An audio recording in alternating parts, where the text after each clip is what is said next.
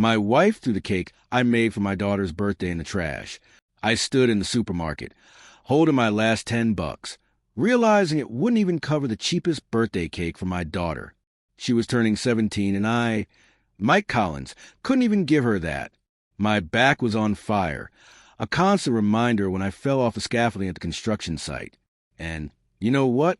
That day I felt myself falling a second time, not onto concrete, but into some kind of black hole. I'm 41, born and raised in Riverbend, Illinois, one of those towns where factories used to hum, but now it's just old pickup trucks making noise. My whole life, I built houses, solid walls, level roofs. People said I had golden hands. But after my injury, 2 broken vertebrae and 3 surgeries later, I still had the hands, but the work was gone. The hospital bills were growing faster than the weeds in my backyard. Mortgage payments overdue, insurance with more holes than my work jeans. Janet, my wife, had started looking at me like I was a broken power tool, and Ashley, well, she just wanted a cake she could show off on Instagram. Look, I'm not the hero of some novel. I'm just a guy with an empty wallet and a back that creaks like old hardwood floors. Not exactly the American dream poster boy, right? That afternoon, while Ashley was at school and Janet was working her shift at the pharmacy, I found myself sitting at our kitchen table, staring at those $10 like they might multiply if I looked hard enough. We weren't always broke. Before my accident, we were solid middle class. Nothing fancy, but we never had to count pennies for a birthday cake. I remember when my dad lost his job at the steel mill back in '92.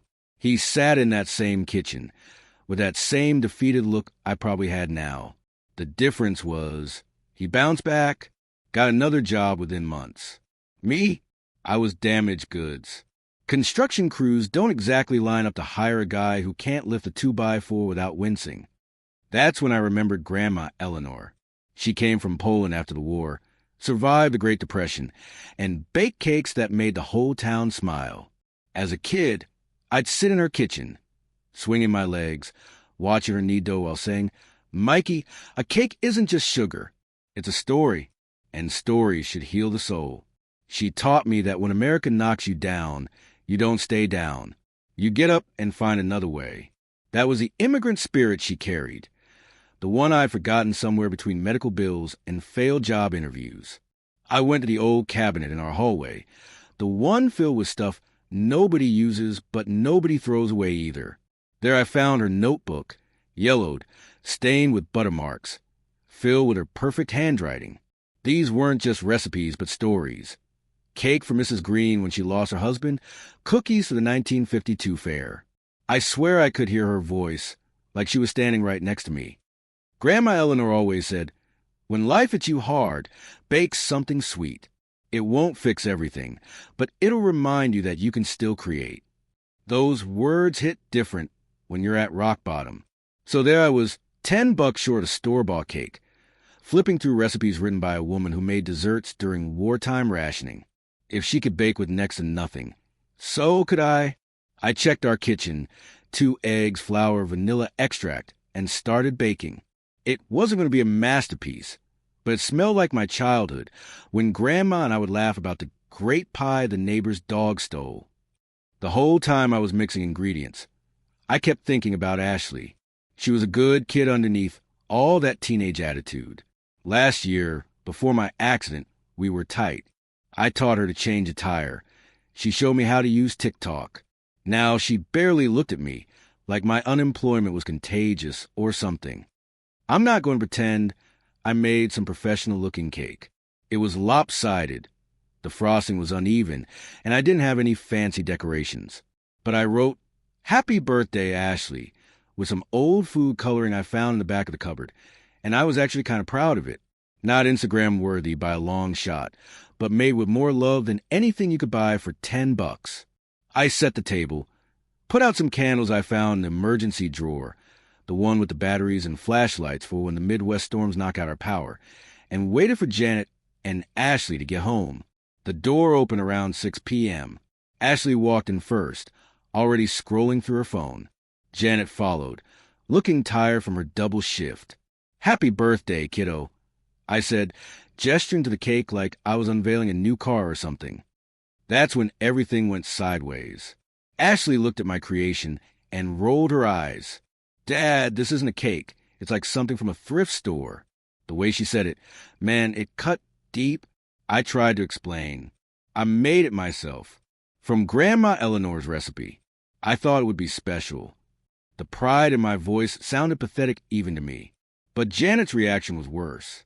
She just exploded. You can't even buy a proper cake. What will people think? Then she did something I still see in my nightmares. She grabbed my homemade cake and dumped it straight into the trash can. That's where your special gift belongs, she said, her voice ice cold. Ashley stormed off to her room. Janet wiped her hands on a dish towel and walked out without another word. And I just sat there, staring at the cake in the garbage, thinking, Grandma, I must have messed up my life story somewhere along the way. You know what's really twisted? Part of me wasn't even surprised. That's what rock bottom feels like, when disaster seems normal. Later that night, after Janet went to bed, I gathered the cake pieces from the trash. Not to save them. They were beyond saving. But because I couldn't bear to see something I made treated like garbage. Pathetic, right? A grown man getting emotional over cake crumbs. I took those pieces outside to the old oak tree in our backyard, where I built a bird feeder years ago when things were still good. I placed the cake crumbs in the feeder, managing a sad smile. At least the birds might appreciate it. I whispered to no one. There was something weirdly comforting about knowing my effort wouldn't be completely wasted, just repurposed for creatures who didn't care if the cake looked Instagram-worthy. I sat on our back porch, looking at the stars and thinking about my dad. He always said, Colin's men don't quit. Easy words when you have options. What do you do when the only doors left are locked and you've lost the key? The American dream isn't supposed to end with you sitting alone on your porch, holding cake scraps and wondering how you'll make next month's mortgage. But then again, maybe that's the part they don't show in the commercials. The next morning, I found an envelope under the door. Another bill would have read, Final Notice Stamp. The house that my parents left me, the only real asset I had, was about to be taken away. The silence in the house was heavier than concrete. I thought about my options while drinking the cheapest coffee from the back of the pantry. I could beg for more shifts at the hardware store where I work part-time, but my back couldn't handle more than I was already doing. I could ask my brother for money, but he had his own family to support in Cincinnati. Or I could sell my tools. The last reminder that I was once a builder of things. There's a special kind of shame in realizing you become the family failure. My grandfather built railroads, my father built bridges, and I couldn't even build a future for my daughter. That whole week, things at home were ice cold. Ashley barely spoke to me, heading straight to her room after school. Janet was working late shifts, though I was starting to have my doubts about that. Then, exactly 7 days after the cake disaster, Janet dropped a bomb that left me wondering if I'd ever get back up. I was sitting at the kitchen table, circling job listings in the local paper, mostly positions I couldn't physically handle or wasn't qualified for, when she walked in with a look I'd never seen before. Not anger, not disappointment. Something worse. Indifference. Grandma Eleanor used to say that every cake has a moment where it looks like it's going to fail, when the middle sinks or the edges burn. That's not the end, she'd tell me. That's when you get creative. I was about to find out if I had any creativity left in me, because the cake of my life hadn't just fallen. It had been thrown away. When Janet walked into the kitchen that day with that cold, indifferent look, I knew something bad was coming. But I didn't expect the bomb she dropped. I can't do this anymore, Mike, she said, her voice flat like she was ordering coffee. I've been seeing Richard. He can provide for Ashley in ways you never will. She wouldn't even look me in the eyes. We're leaving tomorrow. I sat there, stunned into silence, as she walked out of the room.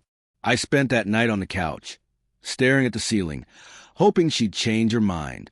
But when morning came, the house felt different, emptier somehow. Their closets were cleared out, Ashley's favorite backpack gone. The note on the table only confirmed what I already knew. We can't live in poverty anymore. Richard is our future. Richard, her boss at the pharmacy. The guy who looked like he stepped out of a luxury watch commercial with his perfect teeth and golf tan. I'd met him once at a company Christmas party, back when I could still stand for more than 20 minutes without wincing. He'd looked at my calloused hands like they might contaminate his Italian suit. The signs have been there all along. Janet's late nights at the pharmacy, new clothes, that fancy perfume she never wore for me. But when you're drowning in medical bills and pain meds, you miss things. Or maybe I'd just been too afraid to see them. Standing in our half-empty bedroom, I felt hollowed out. 17 years of marriage, gone. My daughter, gone. And all I had left was this house I'd inherited from my parents. The same house the bank was threatening to take away. I sat on Ashley's bed, touching the indent where her head had been just yesterday. No goodbye, not even a text. Just gone with her mother to live with Richard the pharmacist and his country club membership. In movies, this is where the guy trashes a place or gets drunk. But I didn't have the energy for that, and I sure as hell couldn't afford to replace anything I broke. So I just sat there doing nothing, which seemed to be what I was best at lately. The mortgage payment was due in 2 weeks, and I was about $2,800 short. My part-time gig at Miller's Hardware barely covered groceries, and with my back, I couldn't exactly pick up roofing jobs on the side. I had exactly one asset left, my tools. Every builder has a relationship with their tools. Mine were like old friends. The hammer my dad gave me when I was 16. The drill I'd saved 3 months to buy. The set of chisels passed down from my grandfather. Each one had built something. Decks, cabinets, tree houses for kids. I posted them on Craigslist on a Tuesday. By Thursday, they were gone. For $1,700 in my pocket, and an empty spot in the garage that looked like a missing tooth. It felt like selling a piece of myself. But those tools bought me 1 month's reprieve from homelessness. Small victories, right? Have you ever experienced true silence? Not the peaceful kind you get camping. I'm talking about the silence of an empty house that used to be full of people who loved you. It's like a physical thing, pressing against your ears, reminding you of everything that's gone. I sat in the dark most nights, flipping through our family album. There's Ashley and me building a snowman. There's Janet laughing at a picnic. All these moments that seemed rock solid when they happened, now as fragile as old photographs. Where did it all go? My back hurt, but my soul hurt worse. Thanksgiving came around. The neighbors' houses buzzed with activity. Cars pulling up, people carrying pies, kids running around. I sat alone, watching football without seeing it, eating a frozen dinner that tasted like cardboard. American holidays are cruel when you're alone. They're designed for families, for togetherness. They're a giant middle finger to the divorced, the widowed, the abandoned. That night, I couldn't sleep. The house creaked and settled like it was also feeling empty. I wandered into the kitchen and opened Grandma Eleanor's notebook again. Flipping through, I found a recipe titled Comfort Cookies. She'd written, "For days when it seems the world is against you." Grandma Eleanor knew about hard times. She'd lived through the Depression, lost her first child, survived my grandfather's death, and still managed to be the person everyone came to for strength. If she thought cookies could help, who was I to argue? I checked what I had: flour, sugar, eggs, cinnamon, and started baking at 2 a.m., the house filled with a warm, spicy smell that pushed back some of the emptiness. There's something about creating something from nothing that gives you back a little piece of yourself. With each cookie that came out of the oven, I felt a tiny bit more like Mike Collins and less like some hollow shell of a man. The cookies turned out crisp and cinnamon-scented, nothing fancy, but honest food. By morning, I had 3 dozen, way more than I could eat. On impulse, I put some on a plate and took them next door to Martha, a Vietnam vet who was always complaining about her beagle. Martha was in her 70s, tough as nails, with silver hair cut military short. She opened the door with her usual scowl, which dissolved the moment she smelled those cookies. She took one bite and tears filled her eyes. "Mike, this tastes like my childhood. Your grandmother used to bake these for everyone. She insisted I take $25 for a batch for her knitting circle." I tried to refuse, but she shoved the money in my hand with that "don't argue with me" look that only old veterans can perfect. Walking home with that 25 ones, I felt something I hadn't felt in months. Possibility. The next day, 3 people from Martha's knitting circle called, wanting cookies. Then the woman who ran the church bazaar asked if I could provide baked goods. Suddenly, I had orders, small ones, but orders nonetheless. I set up a page on Facebook Marketplace, calling it Mike's Treats. Used the last of my tool money to buy flour, sugar, and vanilla in bulk from Costco. Invested in some simple bakery boxes from the dollar store. Nothing fancy, just functional, like me. It wasn't about getting rich. Hell, I was barely breaking even. But for the first time since my accident, I was creating something people wanted. Something that made them smile. And that was worth more than the few bucks I was making. There's a certain type of lonely that only hits single parents. One day, a woman named Clara messaged me on Facebook. She needed a birthday cake for her son, but only had $10. Her message was apologetic, almost embarrassed. I recognize that tone. It's the one you use when you've been saying no to your kids too often. When maybe next time has become your mantra. When you're choosing between electricity and shoes. I baked that cake for free and threw in cupcakes for her other kids. When she picked them up, her eyes were red from crying. This is the first cake he won't have to share with his brothers. She said, hugging me so tight I forgot about my back pain for a moment. Grandma Eleanor always said, give a piece, get a whole heart. In that moment, I understood what she meant. People talk about finding your purpose like it's some grand revelation with angels singing. For me, it was just finding a way to be useful again, to create something with these hands that had been idle too long. Every evening, I baked, listening to Frank Sinatra records my dad loved. Big band music filling the empty house. Flour dusting the countertops, the rhythm of rolling pins and mixing spoons replacing the silence. For those hours, I wasn't a failed husband or absent father.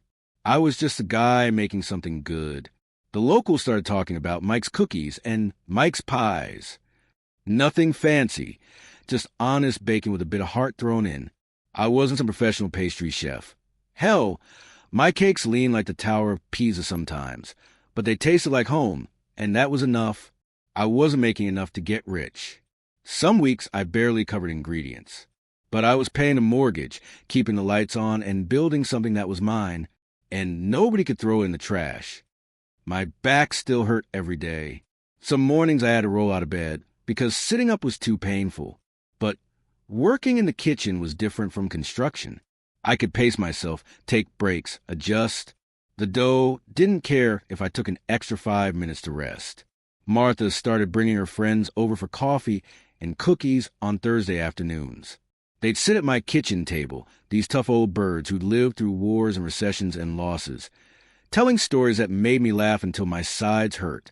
Martha's beagle, Sergeant, would sit by my feet, giving me that look that said we both knew who the cookies were really for. You know what your problem is, Mike? Martha told me one day, dunking her cookie in coffee like she was baptizing it. You think being broken means being worthless. Every one of us at this table is broken somewhere. We just figured out how to be useful anyway. I couldn't argue with that kind of wisdom. These women had survived divorces, cancer, wars, and the deaths of husbands and children. They wore their scars proudly, and now they were showing me how to wear mine. On Christmas Eve, I found myself alone again. Ashley had texted, just once, to say she was spending the holiday at Richard's Lake House. No invitation for me. Janet hadn't communicated at all. I sat looking at our old Christmas decorations, still in boxes, because what was the point? Then I remembered something Grandma Eleanor used to say, life is like dough. Sometimes you need to let it rest so it can rise. Maybe this quiet time was my dough resting. Maybe I was rising without realizing it. I decided to bake Christmas cookies, not to sell, but to give away. I took them to the homeless shelter downtown, to the night shift nurses at the hospital that had put me back together after my fall, to the guy who delivered my mail even in snowstorms. The cookies weren't just food. They were a way of saying, I see you. I know you're working hard. You matter. All the things I wish someone had told me when I was at my lowest. The shelter director, a no-nonsense woman named Gail, tasted one of my gingerbread cookies and got a thoughtful look. You ever thought about teaching a class here? A lot of our folks need job skills. Baking could be one. I hadn't thought about teaching anyone anything. Who was I to teach? But Gail didn't wait for my doubts. Tuesdays at 7. We'll provide ingredients. You provide know-how. Teaching that first class was terrifying. My hands shook as I demonstrated how to measure flour. But watching those men and women, people society had written off, create something with their hands, that was something special. One guy, Terry, who hadn't spoken the entire class, looked at his misshapen chocolate chip cookies and grinned like he'd built the Taj Mahal. Man, my kids are going to flip when they see these, he said. He hadn't seen his children in 2 years, but he was getting visitation soon. Those lumpy cookies were his way back to being a dad. I went home that night and cried for the first time since Janet left. Not from sadness, but from something else. A recognition, maybe, that we're all just trying to find our way back to something. One evening, while packaging cookies for a church fundraiser, I found myself writing Dad's table on the boxes. Not Mike's Treats anymore. Not a business name. Really, just my heart on a plate. The name felt right. I wasn't just a guy who baked. I was a dad who had lost his way and was finding it again, one cookie at a time. A dad who wanted to provide, to nurture, to share something good with the world.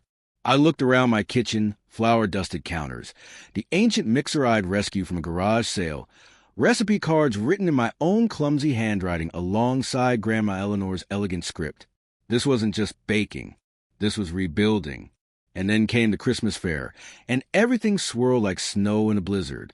You need to take these to the Christmas fair, Martha insisted one evening in December, after finishing her third gingerbread cookie.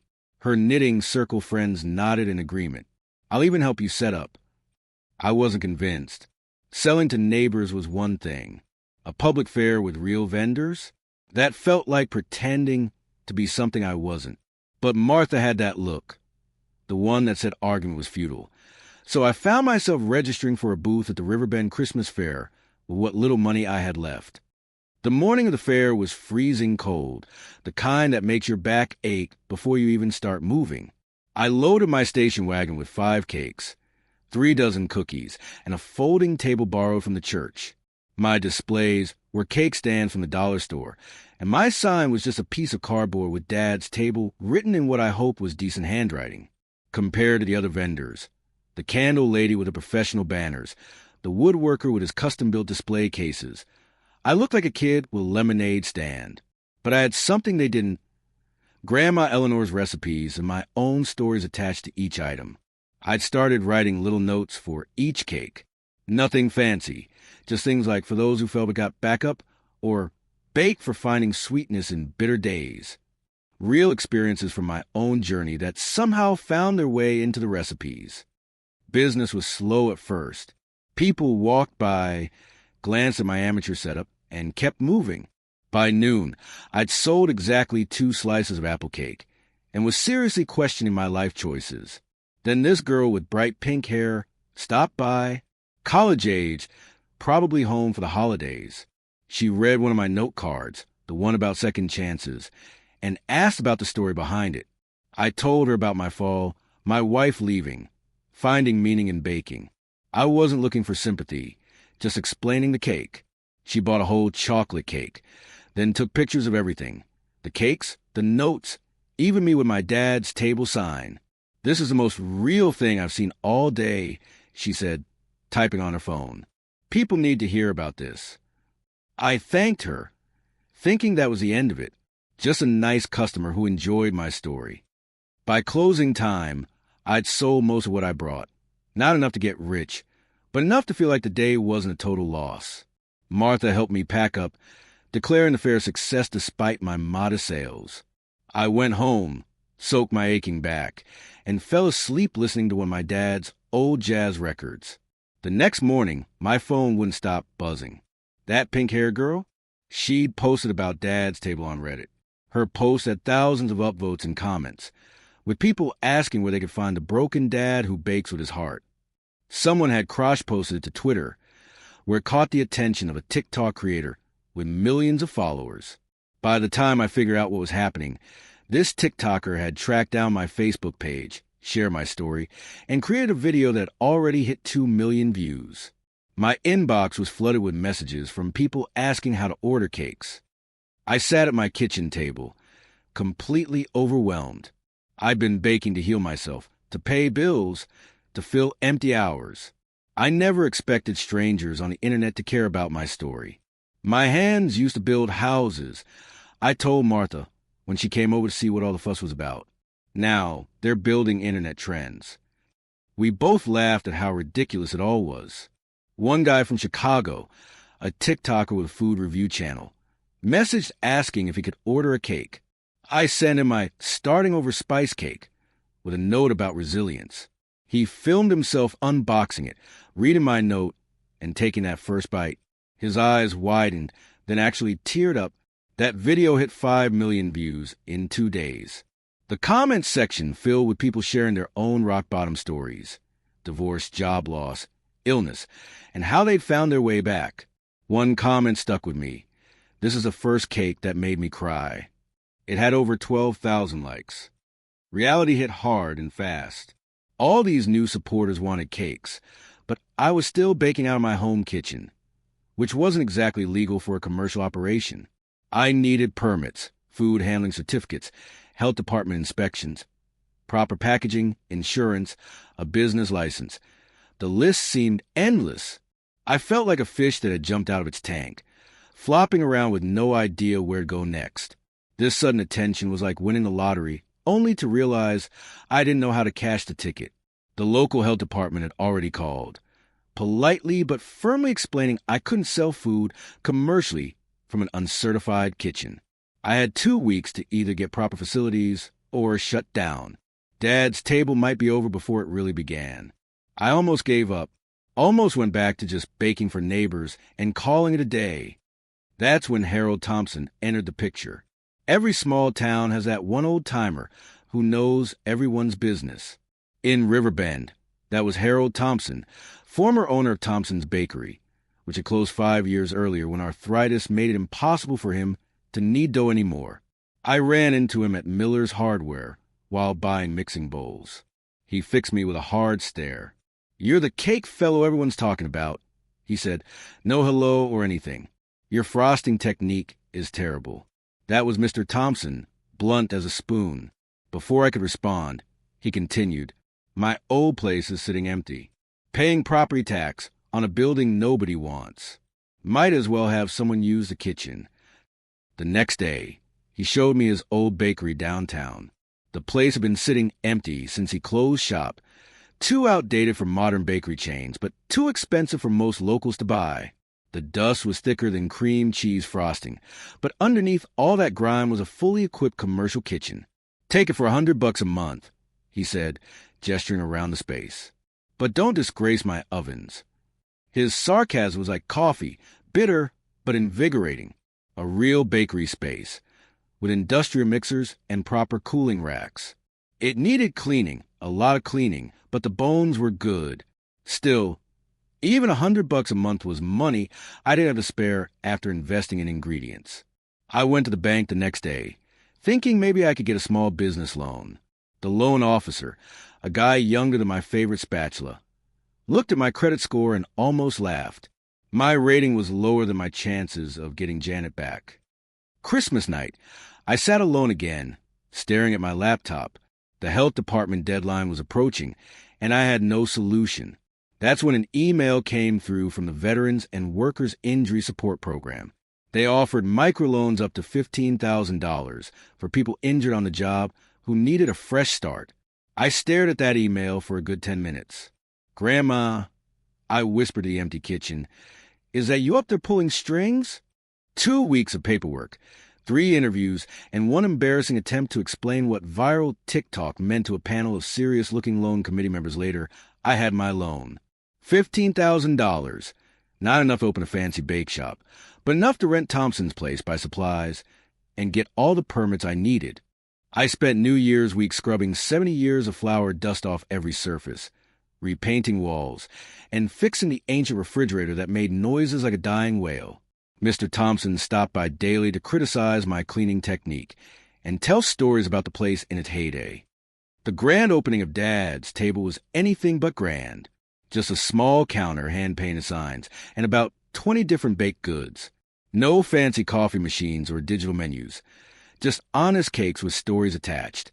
People drove from neighboring towns to try that cake from Reddit. A local reporter showed up for a small piece, which got picked up by a Chicago lifestyle blog, which got noticed by a food influencer, and the snowball kept rolling. I couldn't keep up with demand. Working 18-hour days, sleeping on a cot in Thompson's office. I was barely staying afloat. But for the first time since my accident, I felt alive. Every cake that went out the door was a piece of me finding its way back into the world. As winter turned to spring, Dad's table became not just a bakery, but a community spot. People came as much for the conversation as for the baked goods. I had a wall where customers could pin their own stories of resilience. That wall filled up faster than I expected. Valentine's Day brought a new chapter to my story when Lori Jenkins walked through the door. She came looking for something to bring to her art class party. 39 years old, art teacher at the high school, with laugh lines around her eyes and a quiet confidence that immediately drew me in. She studied my broken heart cookies, chocolate cookies with deliberate cracks filled with red icing, for a long time. "These are perfect," she said. "My students will appreciate the metaphor." We got to talking. She lost her husband in Afghanistan 8 years ago. Her daughter Zoe was 17, the same age as Ashley. When I mentioned my hand-drawn logo, Lori mentioned she did graphic design on the side. "You need a real brand," she said, not unkindly. 2 days later, she returned with a sketch, a simple wooden table with a cake on it, and Dad's table, in a font that somehow looked both sturdy and warm. "You're not just baking," she explained. "You're telling stories." Lori started stopping by regularly, bringing coffee and sitting at the counter, sketching or grading papers while I worked. We'd talk about everything. 80s music, whether school lunches had always been terrible, why some memories stick while others fade. Her daughter Zoe began coming along too, reluctantly at first, then more eagerly as she discovered she could do homework, while eating free cookie scraps. The bakery slowly became a hangout for high school kids, with Zoe bringing friends after school. Lori and I grew closer through shared work. One evening, a 3-tiered cake I'd made for a retirement party collapsed during delivery. I was ready to give up, standing over the mess of my delivery van, cursing everything from gravity to my own stupidity. "Mike," Lori said thoughtfully, looking at the disaster, "cake is like life. Sometimes it cracks, but that doesn't mean it tastes any worse." We scooped up the pieces, rearranged them into individual dessert cups, and renamed it Broken Dreams Parfait. The retirement party guests loved the story behind it almost as much as the taste. That night, driving back to the bakery in comfortable silence, I realized something had shifted between us. The air felt different somehow, charged with possibility. Our first kiss happened a week later in the bakery kitchen, late one night as we prepared a cake for a veteran's wedding. The place smelled like vanilla, and Lori had flour on her cheek. I brushed it away, and suddenly we were kissing among the mixing bowls and measuring cups. It felt like coming home to a place I'd never been before. Maybe I haven't messed up everything in this life after all, I thought. Dad's table continued to grow.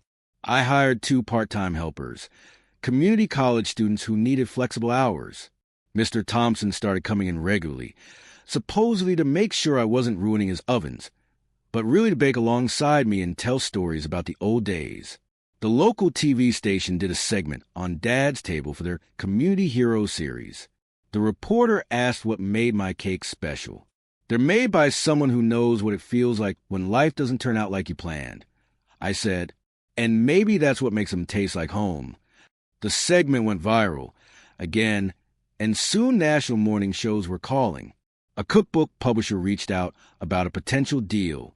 It was overwhelming and a little ridiculous. I was just a guy with a bad back and a good recipe book. I created a small scholarship fund from our profits, aimed at kids whose parents were struggling with workplace injuries or losses. Nothing huge, just enough to cover books or part of a community college tuition. I wanted Dad's Table to be more than a bakery. I wanted it to be a place that understood what it meant to fall and get back up. Lori kept me grounded through all the attention. When I started getting caught up in the hype, she'd remind me why I started baking in the first place. It wasn't about being famous, she'd say. It was about finding your way back. She was right, of course. The heart of Dad's Table wasn't viral videos or media attention. It was the notes that came with each cake, the stories shared across tables, the moment when someone took a bite and remembered something they'd forgotten about themselves. Lori's daughter Zoe designed a website for Dad's Table as her senior project. She included a section where customers could share stories about what the cakes meant to them. That page quickly became the most visited part of the site. I proposed to Lori at the Harvest Festival 1 year after we met. We baked our wedding cake together. A simple creation with buttercream frosting and love in every layer. Zoe designed the box with the words, "For those who found home." The wedding was small, held in the bakery with Martha as my best woman, and Mr. Thompson walking Lori down the aisle between the display cases. Ashley didn't come. She was still figuring things out with her mom, but she sent a card that I kept in my wallet like a lucky charm. Dad's Table grew to 12 locations across the Midwest, from Michigan to Texas. Each shop added its own local flavor. Pecan pies in Texas, cherry cakes in Michigan. But the notes remained. Always, Dad's Table wasn't fancy. We didn't have the slick presentation of chain cafes. But every location had the same wooden tables, the same wall of customer stories, the same principle. Food that acknowledged life's imperfections while celebrating its sweetness. I never became rich, at least not in the way Richard the pharmacist was rich. But I built something real, something that mattered to people. My back still hurt most days, but it was a reminder of the journey, not just a fall. Lori said it best one night, as we closed up the original bakery. Life isn't a perfect cake. It's how you decorate your cracks. I started to believe that my cracks were my style, my signature, the thing that made me uniquely equipped to do what I did. Dad's Table continued to grow, and I thought I'd caught luck by the tail. Then the Maple Brew coffee chain called with an offer that sounded like hitting the jackpot. But every jackpot has a hook. Maple Brew offered me $250,000 a year to have my cakes in their 500 cafes across the country. $250,000. The kind of money that could change everything. But there was one condition: no notes, no stories. Just a logo and a QR code linking to their app. I could practically feel Grandma Eleanor watching me from heaven, rolling pen in hand, waiting to see what I'd do. The call came on a Tuesday afternoon. I was elbow deep in buttercream when my phone rang with an unknown number. Normally I'd let it go to voicemail, but Lori was closer and answered for me. Her expression changed as she handed me the phone. "Mike Collins," I said, wiping my hand on my apron. The woman on the other end introduced herself as Vanessa Harper, Director of Brand Partnerships at Maple Brew Coffee. I knew the chain.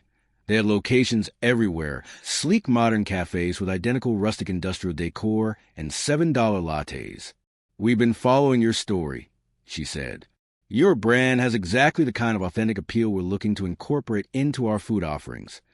She explained how they wanted Dad's Table products in all their locations. A nationwide distribution deal. The number she mentioned made me grab the counter for support. 2 days later, I was sitting in Maple Brew's gleaming Chicago headquarters, feeling completely out of place in my only suit, the one I'd worn to funerals and bank meetings, now a little tight around the middle. The conference room had floor-to-ceiling windows with view that made Riverbend look like a dot on the map. Vanessa laid out their vision. Dad's Table desserts would be featured prominently in their display cases. They'd handle production, distribution, marketing, everything. All I needed to do was provide the recipes and consult on quality. "We want to scale what you created," she said, sliding a contract across the table. "With our resources behind it, Dad's Table could become a household name." Then she got to the details. The cakes would have standardized appearances. No handwritten notes. No individual stories. Just a logo and a QR code that would take customers to their app where they could read the Dad's Table story. The notes are what make them special, I said, feeling something sink in my stomach. Vanessa nodded sympathetically. We understand that sentiment, Mr. Collins, but scaling requires consistency. We can't have different messages on different products. Think of the brand confusion. I looked at the contract again. $250,000 per year, guaranteed for 5 years, plus royalties if sales exceeded projections. The kind of money that would erase all my debts. The kind of money that could give Ashley the college fund I'd never been able to build for her. Maybe even enough to make her respect me again. Can I have some time to think about it? I asked. Of course, Vanessa said, her smile never wavering. But we need an answer within the week. We're exploring several partnership opportunities. In other words, if I didn't take the deal, someone else would. I drove the 2 hours back to Riverbend with my head spinning. The rational part of me knew this was the opportunity of a lifetime, the kind of break most small business owners only dream about. But another part of me remembered Grandma Eleanor's voice. She'd been approached once by a big company that wanted to buy her recipes during the 1970s. They'd offer what seemed like a fortune back then. She'd turned them down flat. Mikey, she told me, a soul can't be sold, not even for $1 million. I pulled over at a rest stop halfway home and called Lori. I explained the offer and the condition. What do you think? I asked. I think, she said after a long pause, that this is something only you can decide. But I also think what makes Dad's Table special isn't just a taste. It's the heart. Back home, I laid the contract on our kitchen table. Lori read through it with me, both of us trying to understand the legal language. Mr. Thompson stopped by and scoffed at the whole thing. They'll mass-produce those cakes until they taste like cardboard, he said. Corporate kitchens don't bake with feeling. They bake with timers and machines. Martha and her knitting circle brought casseroles and opinions. They were divided. Half said take the money. The other half said keep my integrity. I couldn't sleep that night. I kept thinking about Ashley, about the life I couldn't give her because of my broken back and empty bank account. Would she come back if she saw I was successful? Would a chain of stores across the country make her proud to be my daughter again? The next morning, I was in the bakery before dawn, alone with my thoughts in the familiar rhythm of measuring, mixing, and baking. I made a batch of Grandma's comfort cookies, the ones that started this whole journey. As the smell of cinnamon filled the kitchen, I remembered something important. The first time I made these cookies, it wasn't to sell them. It wasn't to build a business. It was to find myself again, to create something meaningful when everything else had fallen apart. I'd written in Grandma's notebook that night. Baking isn't just about ingredients. It's about what happens when they come together. Like people, the whole becomes greater than its parts. Without the stories, without the personal connection, Dad's Table would just be another corporate brand. The cakes would still taste good, but they wouldn't heal anything. They wouldn't connect anyone. I called Vanessa that afternoon and declined the offer. Lori hugged me tight when I told her. You kept your soul, she said. That's worth more than any amount of money. But I didn't sleep that night either. I stared at the ceiling, scrolling through old photos of Ashley on my phone, wondering if I'd just blown my one chance to give her the life she deserved. What if I'd just made the biggest mistake of my career? I wasn't the only one who thought I might have messed up. 2 of my part-time employees quit when they heard I'd turned down the deal. They'd been hoping for job security, maybe management positions if we expanded. I couldn't blame them. For a week, I second-guessed myself constantly. Every time I saw a Maple Brew Cafe, I wonder how my cakes would have looked in their display cases. Every time I checked my nearly empty savings account, I questioned my decision. Then something unexpected happened. A small business podcast called Main Street Matters reached out for an interview. They'd heard through the grapevine that Dad's Table had turned down a major corporate deal, and they wanted to hear why. I agreed, not thinking much would come of it. The host, a guy named Patrick, came to the bakery with a small microphone and a lot of questions. We talked for 2 hours, getting serious about why connections matter more than corporations, laughing about my early mistakes, like the time I nearly burned down the place when I forgot a cake in the oven. The episode dropped a week later and immediately went viral in business circles. My inbox filled with messages from other small business owners thanking me for standing up for authenticity. One comment stuck with me. "Dude, you turned down corporate BS for soul. You're my hero." Among those messages was one from a farmer in Iowa named Jim. He'd lost his son in a car accident the previous year and had been struggling to find meaning since then. He'd heard the podcast while driving his tractor. "Your cakes say the things I can't say out loud," he wrote. "I'd like to open a dad's table in my town. People here need this too." It had never occurred to me that dad's table could expand while keeping its soul. But Jim's message sparked an idea. What if each dad's table was owned by someone with their own story? What if each location added their own notes, their own meaning, while sharing the basic recipes and philosophy? I called Jim back, and we talked for hours. By the end of the call, we had the beginnings of a franchise model unlike any other. Each owner would need to have their own story of overcoming. Each location would maintain the practice of adding personal notes. The recipes would be consistent, but the heart would be individual. I hired a consultant to help with the legal and financial framework. She thought I was crazy at first. "Most franchises succeed because of rigid uniformity," she explained. "You're proposing the opposite." "I'm proposing authenticity," I countered. "In a world of carbon copies, that's actually unique." She shook her head but got to work. 3 months later, we had a franchise agreement that preserved the soul of Dad's Table while creating a framework for expansion. Jim opened the second Dad's Table in Cedar Rapids. A retired firefighter named Miguel opened the third in Milwaukee. A breast cancer survivor named Diana opened the fourth in Detroit. Each brought their own story, their own community connections, their own special touch. Not every location succeeded. A couple failed within the first year, but those that thrived did so spectacularly, building deep roots in their communities. We weren't just selling cakes. We were creating gathering places where people felt seen and heard.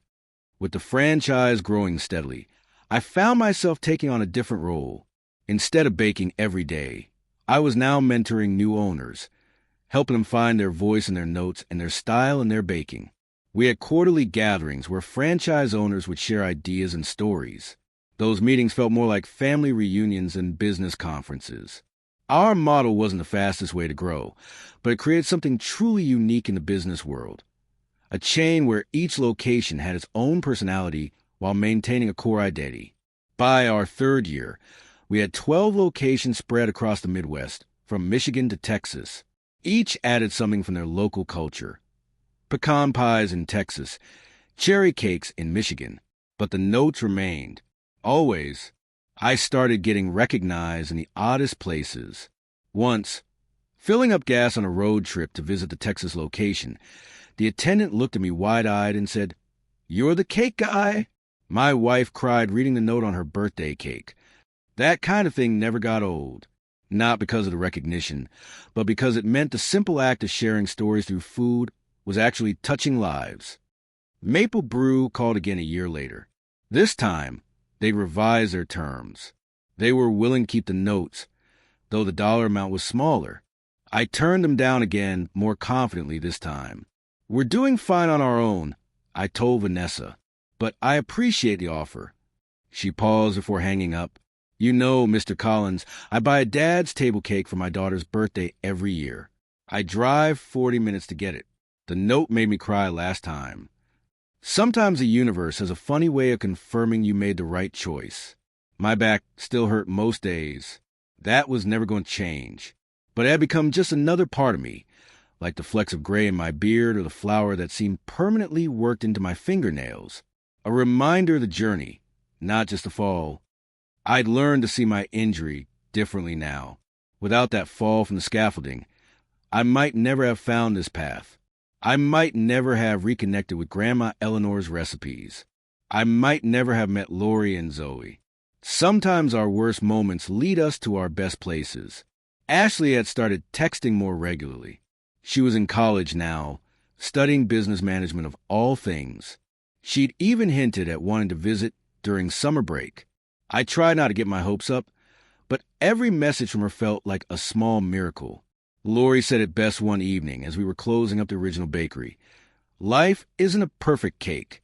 It's how you decorate your cracks. I started to believe that my cracks were my style, my signature, the thing that made me uniquely qualified to do what I did. Grandma Eleanor had been right all along. Don't be afraid to say no if it's a no to your soul. The soul of Dad's Table was its humanity, imperfect, authentic, personal. That was worth more than any corporate deal. I thought about how far we'd come as I drove home that night. From a desperate man who couldn't afford a birthday cake to the founder of a growing business built on storytelling and second chances. The road ahead looked bright and full of possibility. Dad's Table was thriving. I had a family again, different but whole in its own way. I thought my story had reached its happy ending. Then on July 4th, a beat-up old car pulled into our driveway. The door opened, and I saw Ashley step out. Behind her was Janet. Ashley stood on my doorstep, holding her phone with my TikTok video still playing on the screen. "Dad, I was such an idiot," she said, tears streaming down her face. Janet stood beside her, but her eyes no longer burned with anger. They just looked lost. I froze, spatula in hand, cake batter dripping onto the welcome mat. Of all the scenarios I'd imagined for 4th of July weekend, this wasn't one of them. Time is a funny way of changing people. The Ashley standing before me wasn't the defiant teenager who'd left with her mother 2 years ago. At 19, she looked both older and younger somehow, her eyes more experienced, but her posture less certain. She stepped forward and hugged me, something she hadn't done voluntarily since middle school. "I've seen your cakes everywhere," she whispered against my shoulder. "I was ashamed of you back then, and now I'm ashamed of myself." Over dinner, a hastily assembled meal with Lori and Zoe giving us space by eating on the back porch. Ashley told her story. Richard, it turned out, wasn't Prince Charming with a pharmacy degree. His promises of a better life had turned into a gilded cage. He controlled everything, she explained, pushing food around her plate. What we wore, who we talked to, how we spent money, even which college I could apply to. Janet remained quiet through most of the meal, speaking only when directly addressed.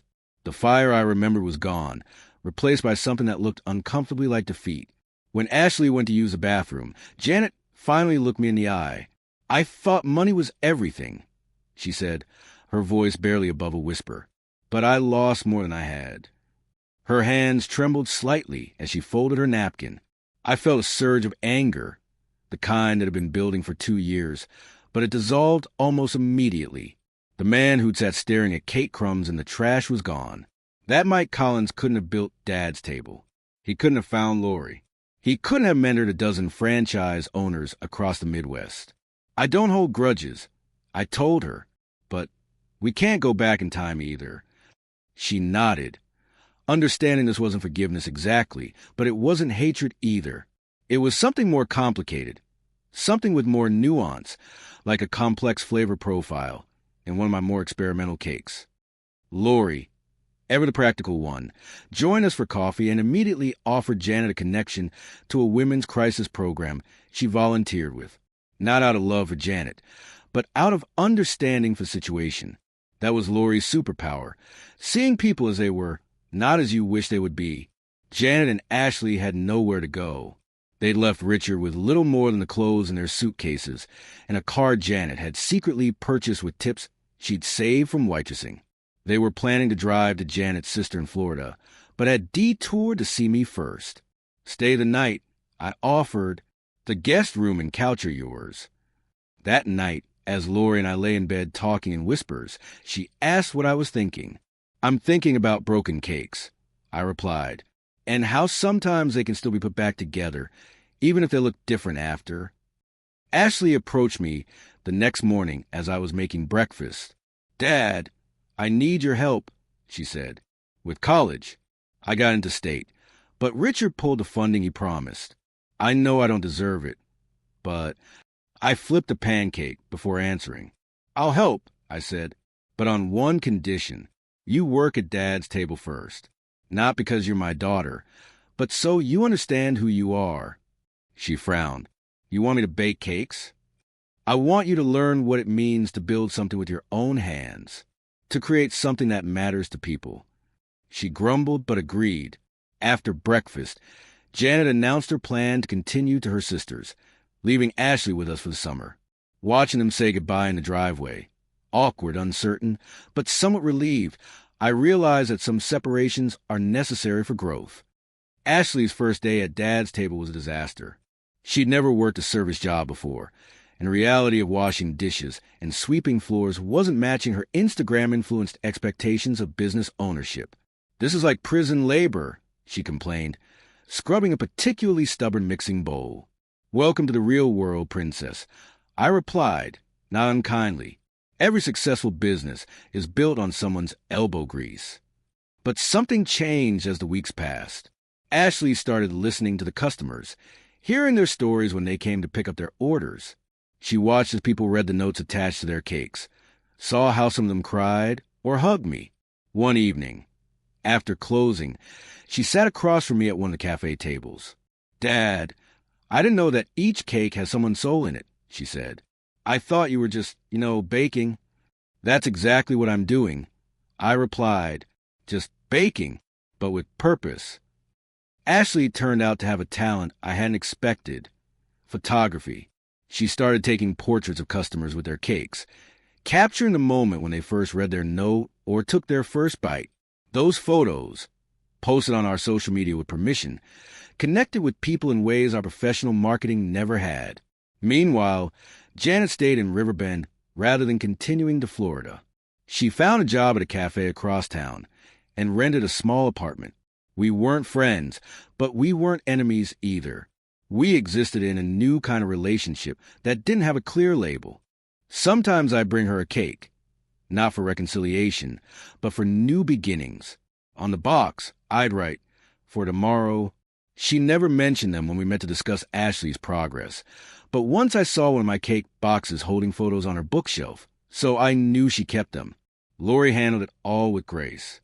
She didn't try to replace Janet in Ashley's life, nor did she pretend the situation wasn't occasionally awkward. Instead, she just continued being Lori, honest, practical, and kind. Her daughter Zoe and Ashley circled each other cautiously at first, then bonded over shared love of photography and mutual complaints about my dad jokes. Summer turned to fall, and Ashley enrolled at the State University, 20 minutes from home. She continued working at Dad's table on weekends, her photography now a regular feature of our brand. She'd moved into the dorms but came home often, filling the house with stories of classes and new friends. Janet remained in Riverbend, gradually building her own life. The cafe where she worked promoted her to manager. She started taking business classes at the community college. We saw each other at Ashley's events, move-in day, parents' weekend, a photography exhibition, nodding politely, sometimes even managing small talk. Healing isn't linear. It comes in fits and starts, in moments of clarity, followed by backslides into old pain. But it does come if you're patient enough to wait for it. For Ashley's 20th birthday, I baked a cake using Grandma Eleanor's recipe, vanilla with buttercream, nothing fancy. The simplest recipes are often the hardest to master because there's nowhere to hide any mistakes. But this one turned out perfectly. We sat around our dining table, me, Lori, Ashley, and Zoe, just family having cake. No cameras, no social media, no customers. Ashley blew out the candles and made a wish she wouldn't tell us. Later that night, a text came from Janet. "Thank you for giving her a second chance. This is your time together." I showed it to Lori, who nodded in understanding. Some gifts come from unexpected places. After everyone had gone to bed, I pulled out Grandma Eleanor's notebook and added my own entry. Cake for a family that fell apart but found itself again. Sometimes you need to lose everything to bake something real. Dad's table continued to grow, but in a way that felt organic rather than forced. We added our 15th location that year, a small shop in a Florida beach town run by Janet's sister, of all people. Life has a sense of humor sometimes. Ashley graduated with a degree in marketing and photography. Her thesis project, Pieces of Soul, the stories behind Dad's Table, won a National Student Award and was exhibited at galleries in Chicago and New York. In the acknowledgments, she thanked me for showing me that broken things can be the most beautiful. Janet and I never got back together. Some bridges once crossed can't be uncrossed. But we found a kind of peace in our new roles. At Ashley's graduation dinner, we sat at the same table without tension. Progress comes in small moments like these. Lori and I celebrated our 5th anniversary by renewing our vows in the original Dad's Table bakery. Mr. Thompson, now in his 80s and using a walker, insisted on baking the cake himself. "Can't trust you not to mess it up," he grumbled, but his eyes shone with pride. Martha and her knitting circle, down a few members but still going strong, decorated the place with handmade bunting. Ashley took the photos while Zoe, home from art school, created a short film of the event. My back still hurt most days. That was never going to change. But the pain had become just background noise, a reminder where I'd been rather than a limitation on where I could go. I'm not a millionaire, not even close, but I'm rich in ways that don't show up on bank statements. I have a family, complicated and blended, but mine. I have a business that helps people tell their stories when words fail them. I have purpose. Grandma Eleanor taught me the most important recipe of all. Mix love, forgiveness, and a little cinnamon. Don't fear the cracks. They're how the light gets into your soul. Life isn't perfect. It's messy and complicated, with ingredients that don't always seem to go together. But sometimes, if you're patient and willing to try again when things fall apart, you end up with something better than you could have imagined. Last week, a young man came into the original Dad's Table location. He looked lost, defeated. I recognized that look. I'd seen it in my own mirror years ago. "My wife left," he said simply. "Took the kids. I don't know what to do next." I nodded and handed him a cookie. One of Grandma's comfort cookies, the ones that started it all. "Eat this," I told him. "Then come back tomorrow. I'll teach you how to bake." His expression was skeptical, but he took a bite, and for just a moment, I saw a flicker of something in his eyes. The same flicker I'd felt years ago, standing in my kitchen with the last of my flour and sugar, trying to make something whole from all my broken pieces. That's the thing about rock bottom. It's a terrible place to visit, but it makes a solid foundation for building something new. And sometimes, what you build turns out to be exactly what the world was hungry for all along.